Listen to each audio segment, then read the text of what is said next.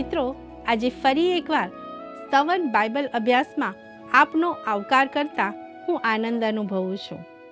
આજે આપણે માથી 27 તેની 7 થી 50 કલમોનો અભ્યાસ કરવાના છીએ. પ્રભુ ઈસુ નિર્દોષ હોવા છતાં તેમને મોતની સજા ફરમાવવામાં આવી અને તેમણે આ જગતનું સૌથી ક્રૂર મરણ સહન કર્યું. ઈસુએ તો કોઈ ગુનો કર્યો નહોતો, છતાં પણ તેમણે મોતની સજા, અપમાન, નિંદા અને ઠઠ્ઠા મસ્કરી સહન કર્યા. તેનું એકમાત્ર કારણ એ હતું કે તે આપણને પાપની શિક્ષામાંથી છોડાવવા માંગે છે. તો ચાલો મિત્રો, આ બાબતોને વધારે સરળ રીતે સમજવા માટે આજના અભ્યાસની શરૂઆત કરીએ.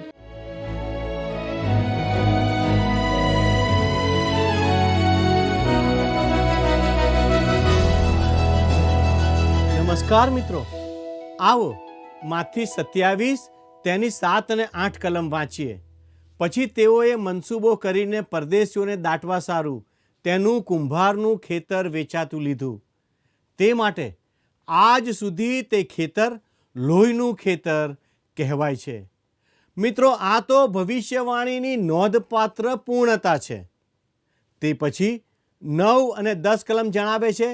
ત્યારે યર્મિયા પ્રબોધકે જે કહ્યું હતું તે પૂરું થયું કે જેનું મૂલ્ય ઠરાવવામાં આવ્યું, એટલે જેનું મૂલ્ય ઇસ્રાયેલ પુત્રોએ ઠરાવ્યું, તેના મૂલ્યના 30 રૂપિયા તેઓએ લીધા. અને જેમ પ્રભુએ મને હુકમ કર્યો તેમ કુંભારના ખેતરને સારું મેં તે આપ્યા. મિત્રો, આ ભવિષ્યવાણી યર્મિયા પ્રબોધકના 18મા અધ્યાયની 1 થી 4 કલમ અને જખાર્યા પ્રબોધકના પુસ્તકના 11મા અધ્યાયની 12 થી 13 કલમમાંથી લીધેલી છે. તે યર્મિયાને નામે તેનું કારણ એ જ છે કે પ્રભુ ઈસુના સમયમાં યર્મિયા પ્રબોધકના પુસ્તકોમાં પ્રથમ હતો અને આ વિભાગ પ્રથમ પુસ્તકના નામે ઓળખાતો હતો. મિત્રો, મહત્વની વાત એ છે કે જ્યારે યહૂદા ચાંદીના 30 સિક્કા લઈને પાછો આવ્યો ત્યારે પ્રભુ ઈસુ ત્યાં હાજર હતા. મિત્રો, હકીકતમાં તે યહૂદા માટે પણ મરવા જઈ રહ્યા હતા. ગેત્સેમાની વાડીમાં પ્રભુએ યહૂદાને તેમની પાસે પાછા ફરવાની તક પૂરી પાડી હતી અને તેમણે પૂછ્યું હતું, મિત્ર, તું શા માટે આવ્યો છે? આ છેલ્લી ઘડીએ પણ યહૂદા પ્રભુ ઈસુ તરફ પાછો ફરી શક્યો હોત અને માફી માંગી શક્યો હોત. હવે પિલાત પ્રભુ ઈસુને પ્રશ્નો પૂછે છે. 11મી કલમમાં લખ્યું છે, અને ઈસુ હાકેમની આગળ ઊભો રહ્યો ને હાકેમે તેને પૂછ્યું કે શું તું યહૂદીઓનો રાજા છે? ત્યારે ઈસુએ તેને કહ્યું કે તું પોતે કહે છે. મિત્રો, હવે ધર્મ અધિકારીઓ ઈસુને દુર્ભાષણ કરનાર સમજતા હતા અને તે કારણે ઈસુને મારી નાખવા માંગતા હતા. જ્યારે પ્રમુખ યાજકે ઈસુને સમ ખવડાવીને પૂછ્યું કે શું તે ઈશ્વરનો પુત્ર ખ્રિસ્ત છે? ત્યારે માથીની લખેલી સુવાર્તા 26મો અધ્યાય 64મી કલમમાં ઈસુએ કહ્યું હતું કે હું છું. હવે પછી માણસના દીકરાને પરાક્રમના જમણા હાથ પર બેઠેલો તથા આકાશના મેઘો પર આવતો તમે દેખશો. ધર્મ અધિકારીઓ માટે તે ઈશ્વર નિંદા હતી અને તેને લીધે તેઓ તેને પથ્થરે મારત. પણ રોમનોએ યહૂદીઓને કોઈને મારી નાખવાની શિક્ષાની મનાઈ કરી હતી. તેથી રોમન અદાલતમાં કેસ ચાલે તેવા આરોપસર તેઓએ ઈસુને પિલાતને સોંપ્યા હતા. રાજદ્રોહનો ગુનો લાગુ પડે તેમ હતું. તેથી ઈસુ યહૂદીઓના રાજા હોવાનો દાવો કરે છે. તેવો આરોપ તેઓએ તેના પર મૂક્યો. આ રાજદ્રોહના આરોપ સામે ઈસુનો ઉત્તર હતો, તમે કહો છો. 12મી કલમ જોઈએ. અને મુખ્ય યાજકોએ તથા વડીલોએ તેના પર બટ્ટો મૂક્યા છતાં તેણે કંઈ ઉત્તર દીધો નહીં. તેઓએ ઈસુ વિરુદ્ધ ખોટા આરોપો મૂક્યા, પણ પ્રભુએ તેઓને ઉત્તર આપવાની દરકાર કરી નહીં. 13 અને 14 કલમ જણાવે છે. ત્યારે પિલાત તેઓને કહે છે કે તારી વિરુદ્ધ તેઓ કેટલી શાહેદી આપે છે એ શું તું નથી સાંભળતો? પણ તેણે તેને એક શબ્દનો પણ ઉત્તર દીધો નહીં. જેથી હાકેમ ઘણો અચરજ થયો. મિત્રો, આપણે જોઈ શકીએ છીએ કે પ્રભુ ઈસુ ઈશ્વરનું હલવાન હતા. જેમ તે પોતાના કાતરનારની આગળ મૂંગું રહે તેમ ઈસુ ખ્રિસ્ત ચૂપ રહ્યા. હવે 15 અને 16 કલમ વાંચીએ. હવે એવો રિવાજ હતો કે પર્વમાં જે એક બંદીવાનને લોકો માગે તેને તેઓને સારું હાકેમ છોડી દે, અને તે વખતે બરાબસ નામનો તેઓનો એક પ્રખ્યાત બંદીવાન હતો. મિત્રો, માથી જે બીજી બાબતો બની હતી તે જણાવતો નથી, પણ ફક્ત ચોખ્ખી હકીકતો જણાવે છે. મિત્રો, દેખીતી રીતે પિલાતને લાગ્યું કે ધર્મ અધિકારીઓ પાસે પ્રભુ ઈસુને મોતની સજા કરવા માટે કોઈ આધાર નથી. પ્રભુ ઈસુએ રોમન સરકાર વિરુદ્ધ કોઈ બંડ કર્યું ન હતું. પિલાત યરૂશાલેમમાં શાંતિ જાળવી રાખવા માટે ધર્મ અધિકારીઓને ખુશ કરવા માંગતો હતો, પણ તેને લાગ્યું કે તે પ્રભુ ઈસુ ખ્રિસ્તને પોતાની રીતે મોતની સજા કરી શકતો નથી. તેથી તેણે તેનો ઉકેલ શોધી કાઢ્યો. પાસ્ખા પર્વની ઉજવણી દરમિયાન કોઈ યહૂદી કેદીને છોડી મૂકવાની રીત હતી. તેથી તે આ ટોળાને પસંદગી કરવા કહે છે. ઈસુ અથવા બરાબસ નામનો નામાંકિત ગુનેગાર. 17મી કલમ કહે છે, તે માટે તેઓ એકઠા થયા પછી પિલાતે તેઓને કહ્યું, હું તમારે સારું કોને છોડી દઉં એ વિશે તમારી શી મરજી છે, બરાબસને કે ઈસુ જે ખ્રિસ્ત કહેવાય છે તેને? મિત્રો, પિલાતે વિચાર્યું કે આ ટોળું ચોક્કસ એવું કહેશે કે ઈસુને છોડી દેવામાં આવે, કારણ પ્રભુ ઈસુ અને બારાબાસ બંનેમાં તફાવત હતો. 18મી કલમ જુઓ. કેમ કે તે જાણતો હતો કે તેઓએ અદેખાઈથી તેને સોંપ્યો હતો. વહાલાઓ, પિલાત ચતુર રાજકારણી હતો. શું બની રહ્યું હતું તે જોઈ શકતો હતો, અને તેને ખાતરી હતી કે આ ટોળું બારાબાસને વધસ્તંભે જડી દેવા અને ઈસુને છોડી દેવા માંગણી કરશે. આમ તેની મૂંઝવણનો સુખદ અંત આવશે. મિત્રો, 19મી કલમ વાંચીએ. અને ન્યાયાસન પર તે બેઠો હતો ત્યારે તેની સ્ત્રીએ તેને કહેવડાવી મોકલ્યું કે તે ન્યાયને તું કંઈ કરતો ના, કેમ કે આજ મને સ્વપ્નમાં તેને લીધે ઘણું દુઃખ થયું છે. મિત્રો, પિલાતની પત્ની શંકાશીલ હતી. કદાચ તે કોઈ ગુપ્ત ધર્મમાં માનતી હશે અને આવી બાબત શૈતાની હોઈ શકે. આ ચેતવણી ઈશ્વર તરફથી હતી તેમ હું માનતો નથી.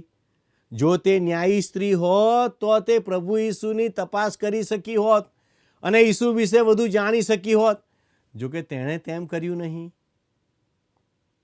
તે શંકાશીલ હોવાથી તેના પતિ પિલાતને કંઈ ન કરવા જણાવ્યું. કલમ 20 જણાવે છે, પણ મુખ્ય યાજકોએ તથા વડીલોએ લોકોને સમજાવ્યા કે તેઓ બરાબાસને માગે ને ઈસુને મારી નંખાવે. વહાલાઓ, ધર્મ અધિકારીઓ પોતે જ ચતુર રાજકારણીઓ હતા. તેઓએ ટોળામાં વાત ફેલાવી, બારાબાસને છોડી દેવામાં આવે અને ઈસુને મારી નાખવામાં આવે તેવી માંગણી કરો. 21મી કલમ કહે છે, પણ હાકેમે તેઓને ઉત્તર દીધો કે તે બેમાંથી હું તમારે સારું કોને છોડી દઉં એ વિશે તમારી શી મરજી છે? અને તેઓએ કહ્યું કે બરાબાસને. આ સાંભળીને પિલાતને આંચકો લાગ્યો. મિત્રો, ધર્મ ક્યાં સુધી નમાવશે તેની તેને ખબર ન હતી. 22મી કલમ જોઈએ. પિલાત તેઓને કહે છે, તો ઈસુ જે ખ્રિસ્ત કહેવાય છે તેને હું શું કરું? સર્વ તેને કહે છે કે તે વધસ્તંભે જડાય. મિત્રો, કલ્પના કરો કે એક રોમન ન્યાયાધીશ એક કેદીનું શું કરવું તે ટોળાને પૂછે છે. પિલાત ન્યાયાધીશ હતો અને નિર્ણય તેણે લેવાનો હતો. યોહાનની સુવાર્તા જણાવે છે કે પિલાતે પ્રભુ ઈસુને વારંવાર ન્યાયાસન આગળ બોલાવ્યા હતા અને તેમને ખાનગીમાં પ્રશ્નો પૂછ્યા હતા. કદાચ તે ઈસુને છોડાવીને જવાબદારીમાંથી છૂટવા માંગતો હતો, પણ પ્રભુ ઈસુ પોતાનો બચાવ કરવા માંગતા ન હતા. મિત્રો, અહીં એવું લાગે છે કે જાણે પિલાતની તપાસ થઈ રહી છે અને પ્રભુ ઈસુ ન્યાયાધીશ છે. પિલાતે ઈસુ વિશે નિર્ણય કરવાનો હતો. તેથી તેણે ટોળાને પૂછ્યું, તો ઈસુ જે ખ્રિસ્ત કહેવાય છે તેને હું શું કરું? તેને ઉત્તર મળ્યો, તેને વધસ્તંભે જડો. 23 અને 24 કલમ વાંચીએ ત્યારે તેણે કહ્યું, શા માટે? તેણે શું ભૂંડું કર્યું છે? પણ તેઓએ વધારે બૂમ પાડીને કહ્યું કે તે વધસ્તંભે જડાય. અને પિલાતે જોયું કે મારું કંઈ જ ચાલતું નથી, પણ ઉલટી વિશેષ ગડબડ થાય છે, ત્યારે તેણે પાણી લઈને લોકોની આગળ પોતાના હાથ ધોઈને કહ્યું કે એ ન્યાયના લોહી સંબંધી હું નિર્દોષ છું. તમે જાણો. મિત્રો, પિલાતે વાસણમાં પાણી મંગાવ્યું અને પોતાના હાથ ધોઈને જાહેર કર્યું કે ઈસુની મોતની સજા વિશે પોતે જવાબદાર નથી. પણ તે એટલું સહેલું ન હતું. નિર્ણય તેણે કરવાનો હતો. દરેક માણસે પોતે નિર્ણય કરવાનો છે.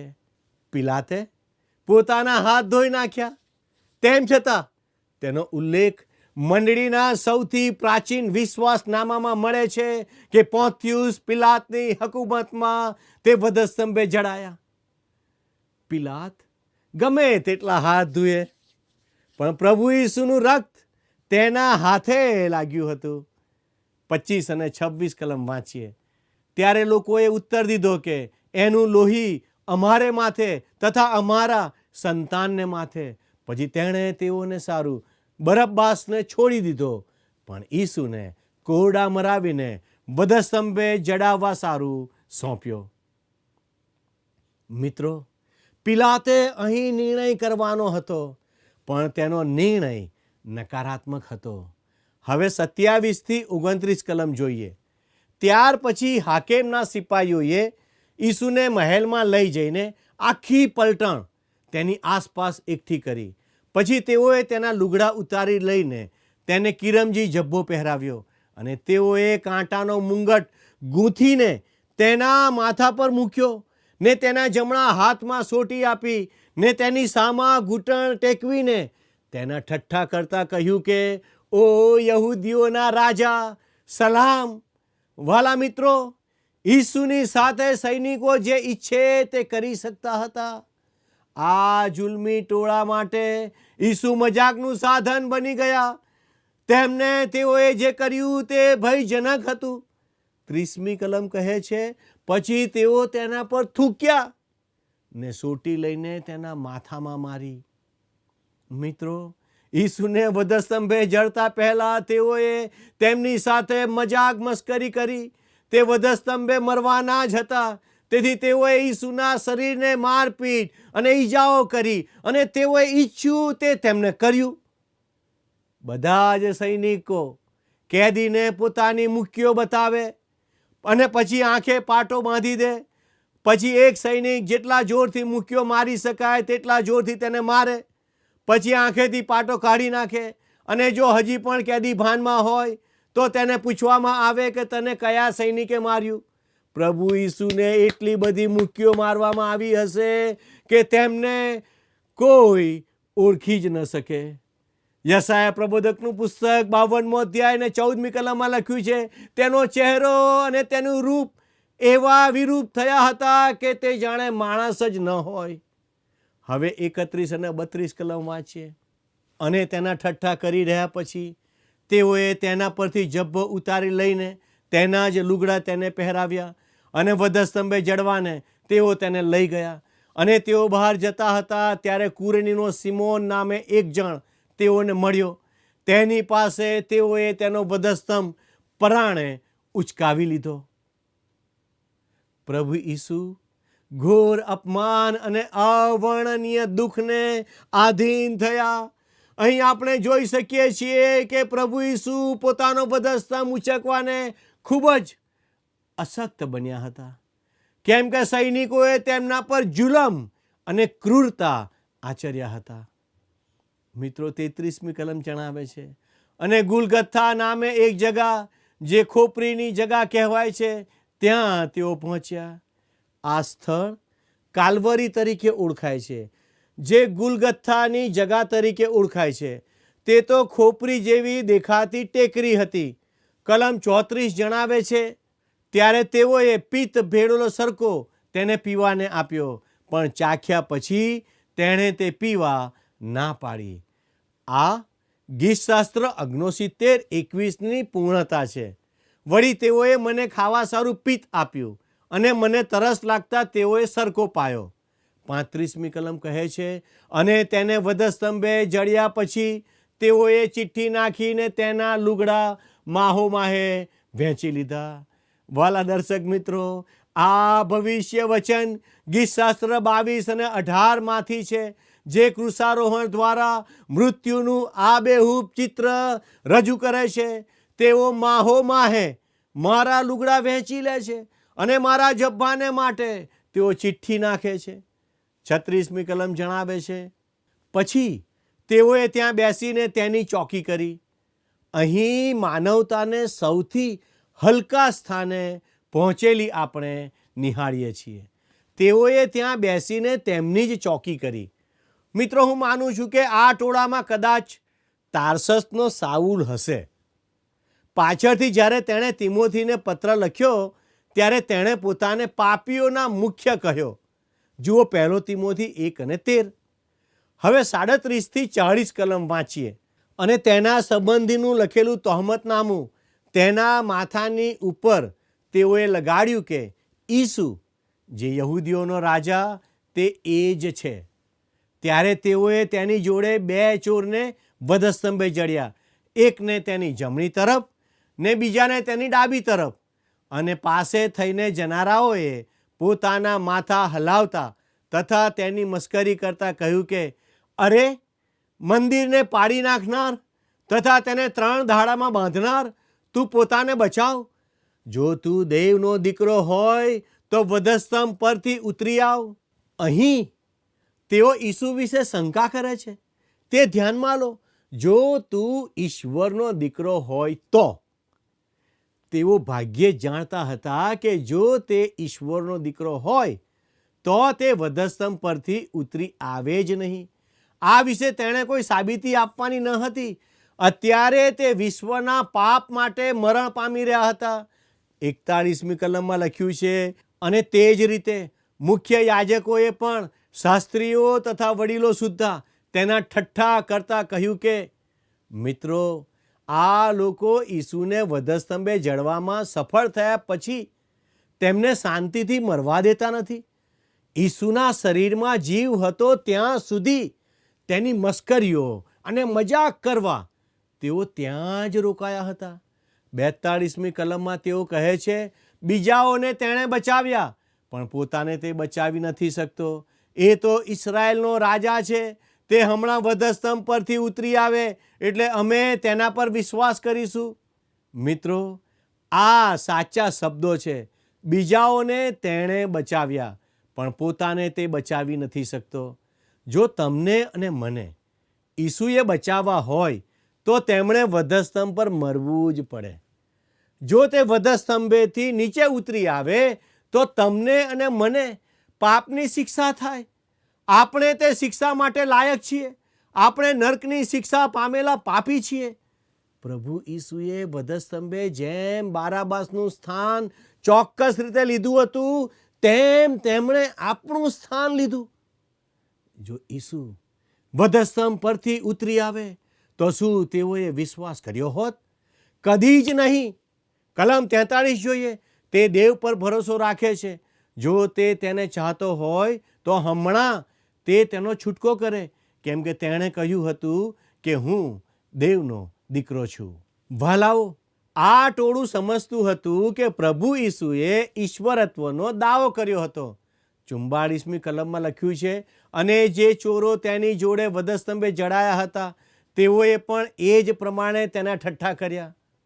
મિત્રો, જે ચોરોને પ્રભુ ઈસુની સાથે વધસ્તંભે જડવામાં આવ્યા હતા તેઓ તરફ માંથી આપણું ધ્યાન દોરે છે અને હકીકત જણાવે છે કે તેઓ પણ ઈસુની મસ્કરી કરવામાં ધર્મ અધિકારીઓ સાથે જોડાયા હતા. તેઓમાંનો એક ચોર આખરે પ્રભુ ઈસુ તરફ ફર્યો હતો અને તે જ દિવસે ખ્રિસ્તની સાથે પારાદેશમાં ગયો. 45મી કલમ જણાવે છે, અને 6ઠ્ઠી હોરાથી તે 9મી હોરા સુધી આખા દેશ પર અંધકાર છવાઈ રહ્યો. મિત્રો, ઈસુને 3જા કલાકે વધસ્તંભે ચડાવાયા હતા, જે સવારના 9 વાગ્યાનો સમય હતો. બપોરે 12 વાગ્યા સુધી ઈશ્વર પુત્રને માણસથી જે કંઈ થઈ શકે તે તેણે કર્યું હતું. પછી બપોરે અંધકાર છવાઈ ગયો અને વધસ્તંભ વેદી બન્યો, જેના પર ઈશ્વરનું હલવાન, જે જગતનું પાપ હરણ કરે છે, તેનું બલિદાન આપવામાં આવ્યું. 46મી કલમ કહે છે, અને આશરે 9મી હોરાએ ઈસુએ મોટે ઘાટે બૂમ પાડી કે એલી એલી લમા સબકથની, એટલે ઓ મારા દેવ તે મને કેમ મૂકી દીધો છે. ગીતશાસ્ત્ર 22 તેની 1લી કલમ અને 3જી કલમમાં લખ્યું છે, હે મારા દેવ તે મને કેમ તજી દીધો છે. મને સહાય કરવાને તથા મારો વિલાપ સાંભળવાને તું એટલે છેટે કેમ રહે છે. તો પણ હે ઇસ્રાયેલના સ્તોત્ર પર બિરાજમાન, તું પવિત્ર છે. જ્યારે આપણા પાપ પ્રભુ ઈસુ પર મૂકવામાં આવે છે, ત્યારે તેમની પાસેથી ઈશ્વર જતા રહે છે. જો તમારા અને મારા પાપ આપણા ઉદ્ધારનારે લેવા હોય તો તેમને શિક્ષા થાય અને મરવું પડે. 47 અને 48 કલમ વાંચીએ, અને જેઓ ત્યાં ઊભા હતા તેઓમાંથી કેટલાય કે એ સાંભળીને કહ્યું કે એલિયાને તે બોલાવે છે. અને તરત તેઓમાંથી એક જણે દોડીને વાદળી લઈને સરકાથી તે ભીજવી ને લાકડીની ટોચે બાંધીને તે ચૂસવાને તેને આપી. શા માટે? ગીતશાસ્ત્ર 69:21 ભવિષ્ય વચનની પૂર્ણતા માટે. વળી તેઓએ મને ખાવા સારું પિત્ત આપ્યું, અને મને તરસ લાગતા તેઓએ સરકો આપ્યો. 49 અને 50 કલમ જણાવે છે, પણ બીજાઓએ કહ્યું કે રહેવા દો, આપણે જોઈએ કે એલિયા એને છોડાવવા આવે છે કે નહીં. પછી ઈસુએ બીજી વાર મોટે ઘાટે બૂમ પાડીને પ્રાણ મૂક્યો.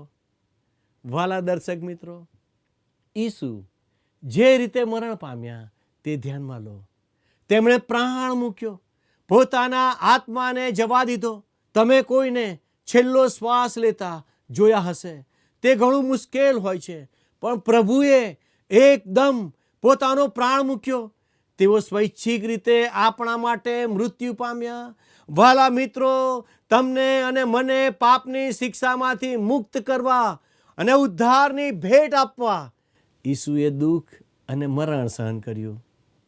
શું તમે ઈસુ પર વિશ્વાસ મૂકીને તેમના માર્ગમાં ચાલવા માગો છો? વાલા દર્શક મિત્રો, આવો આપણે પ્રાર્થના કરીએ. વાલા પ્રભુજી, અમે તમારો ખૂબ આભાર માનીએ છીએ, કારણ કે તમે તમારા પુત્ર પ્રભુ ઈસુ ખ્રિસ્તને મારા પાપોને માટે બલિદાન થવાને માટે આપ્યા, અને તમે મારા માટે ઉદ્ધારનો માર્ગ મોકળો કર્યો. પ્રભુ, આજે ઘણા બધા એવા લોકો છે જેમને ઉદ્ધારની જરૂર છે. પ્રભુ, તમે એ ઉદ્ધાર પૂરો પાડો. અમે તમારો આભાર માનતા, તમારી સ્તુતિ કરતા અમારી આ પ્રાર્થના ઈસુના નામમાં માગીએ છીએ. આમેન. વાલા દર્શક મિત્રો, જો આજે આપે કોઈ ચોક્કસ નિર્ણય કર્યો છે, અને જો આજનું પ્રસારણ આપના હૃદયની સાથે વાર્તાલાપ કરી રહ્યો છે, તો મારા પ્રતિનિધિ આપના ફોનની રાહ જોઈ રહ્યા છે. માટે મહેરબાની કરીને તમારો ફોન લો અને અમને ફોન કરો. અમે તમારા ફોનની રાહ જોઈએ છીએ.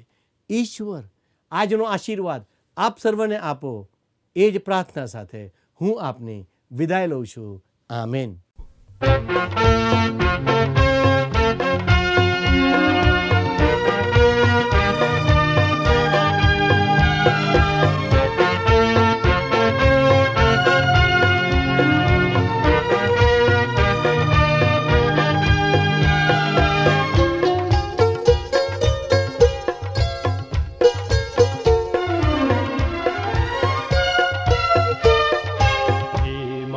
તાના તારો પ્રેમ છે પૂરો છે અમલ, ને પ્રેમ પાથ અનંત ચળ દેખાડ્યો મારા પર. એ મારા તારના તારો પ્રેમ છે પૂરો છે અમલ, હે પ્રેમ પાર અનંત ચળ દેખાડ્યો મારા પર. હું મારું મન ને મારું ધન જે હોય મારી કને, ને મારો જીવને મનનો ભાવ સૌ સોંપું છું તને.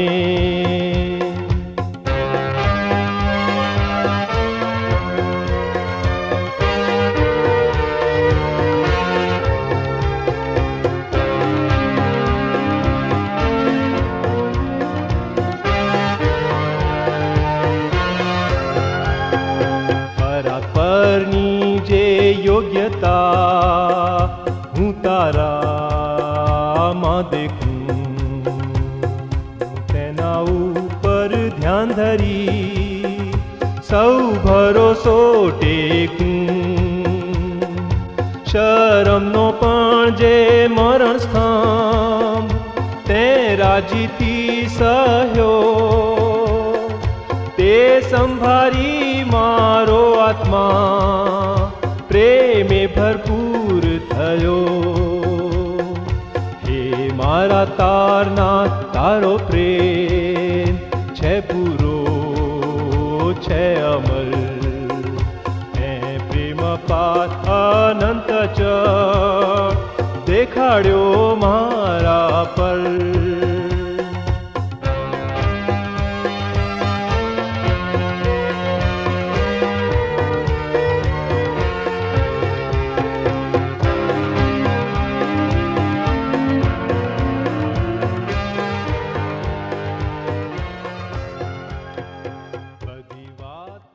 મિત્રો, આજના કાર્યક્રમમાં આપણે પ્રભુ ઈસુએ જે દુઃખો સહન કર્યા અને મરણ પામ્યા તે સંબંધી અભ્યાસ કર્યો. તેમનો ન્યાય કરવામાં આવ્યો અને તેઓ નિર્દોષ હોવા છતાં તેમને ભારે શિક્ષા કરવામાં આવી. આપણને પાપની શિક્ષામાંથી મુક્ત કરવા અને નવું જીવન આપવા ઈસુ પોતે મરણ પામ્યા. ઈસુ દરેક વ્યક્તિને પ્રેમ કરે છે અને દરેકના પાપોની કિંમત તેમણે વધસ્તંભ ઉપર ચૂકવી છે. જેઓ તેના પર વિશ્વાસ કરે છે તેઓ સદાકાળના જીવનમાં પ્રવેશ કરી શકે છે. શું તમે વિશ્વાસ કરો છો કે ઈસુ મારા પાપોને માટે મરણ પામ્યા? મિત્રો, આજનો પ્રશ્ન છે, સૈનિકોએ ઈસુના કપડા માટે શું કર્યું? એ. તેને સળગાવી દીધા. બી. ગરીબોને આપી દીધા. સી. તેના માટે ચિઠ્ઠીઓ નાખી. ડી. મંદિરમાં મૂકી દીધા. મિત્રો, ગત પ્રશ્નનો જવાબ છે બી. મંદિરમાં ફેંકી દીધા. પ્રિય મિત્રો, અમારા કાર્યક્રમ સંબંધી આપના પ્રતિભાવો અને આજના પ્રશ્નનો જવાબ મોકલવા માટે અમારો ફોન નંબર છે 94 29 37 56 10. આ નંબર પર આપ મિસ કોલ અથવા વોટ્સએપ પણ કરી શકો છો. આભાર. શું તમને આ કાર્યક્રમ ગમ્યો? અત્યારે જ અમને મિસ કોલ કરો.